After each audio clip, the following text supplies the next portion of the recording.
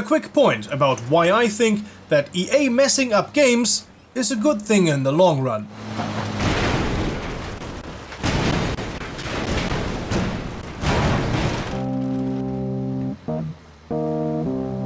EA has run multiple franchises completely into the ground.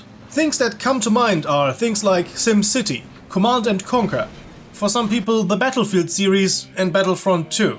And even though a new game was just released, the Medal of Honor series. That new Medal of Honor VR game is absolute shite. I refer you to Jarek's review for that. The game is half-baked trash.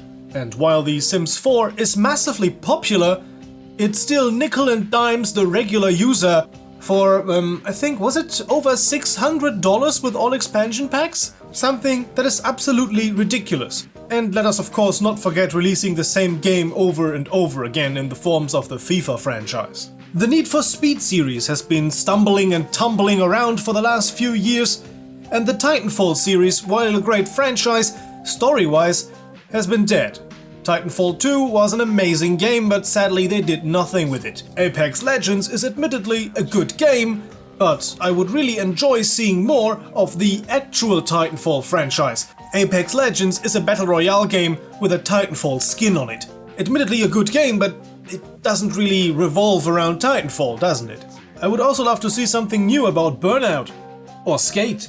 Anyways, my point is that when EA trashes a franchise and shoves it into a corner and does nothing with it, or creates sequels that are absolutely inferior to old titles, fans will come in, create something new, create something better, create spiritual successors that totally outshine the original.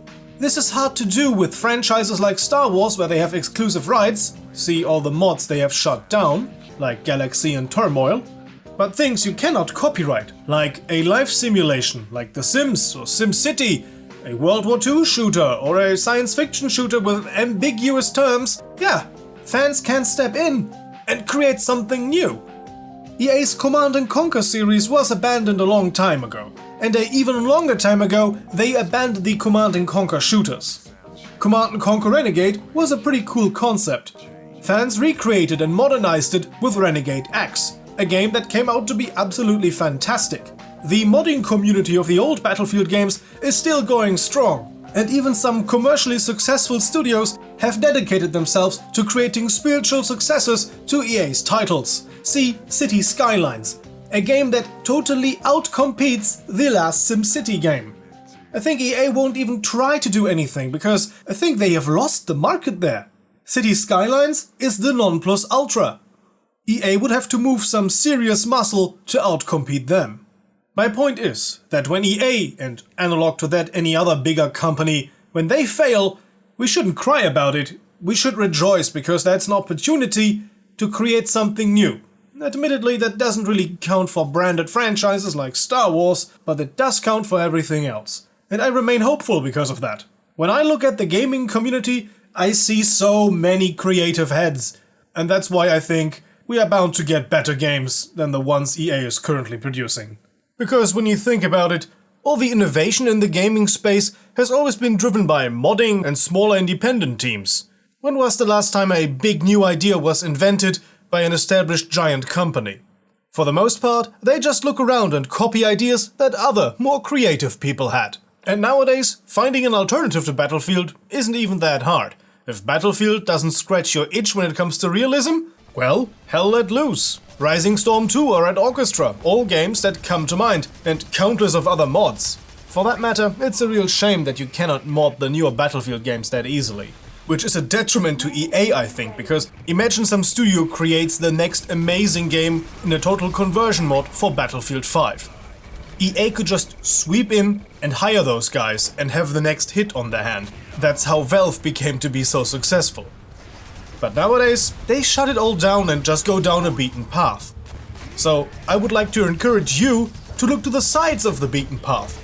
Maybe check out a mod here and there, check out an indie game, or the game of some smaller hobby developer. There are some real gems out there. And I think there's even more fun to be had with some new title that you haven't played a lot than with the 69th Call of Duty game. So what do you think? I'm always curious to read your opinions in the comment section down below, and I'm happy to personally respond. I hope you enjoyed today's video. If you did, you know what to do.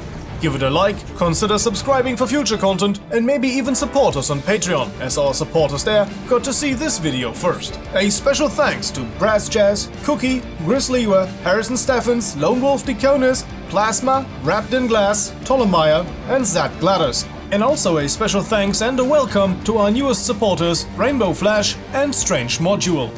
To them and everyone else, thanks for watching. Hopefully, see you guys next time. Until then, have a nice day, and as always, goodbye and guten Tag.